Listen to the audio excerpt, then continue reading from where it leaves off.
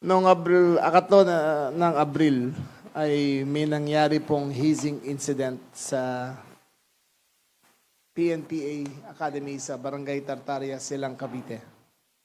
Involved po ay more or less 24 first-year cadet officers na biktima ng inhuman forms of hazing. As of April 7, after full investigation, 3 po ang arrested and charged na kadete ng PNPA.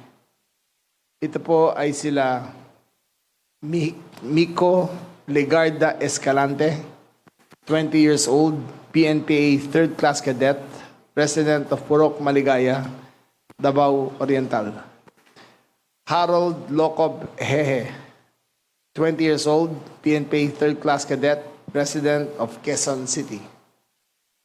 Lance Elroy Guinteran Gay Ramon, 21 years old, single, PNPA 3rd class cadet, resident of Misamis Oriental.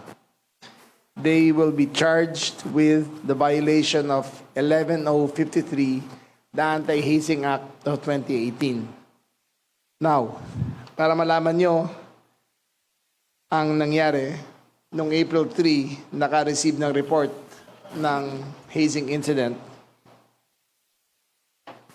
20 or so cadets ng PNPA first year cadets ay sumailalim ng extreme torture.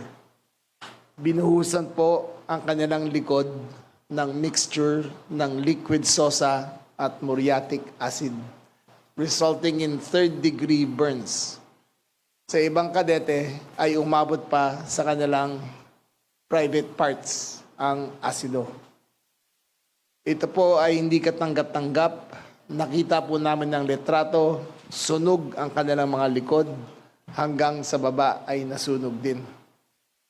This was done without the consent of the police leadership, but there were lapses along the way in the handling of the case. The Chief PNP will discuss the matter later.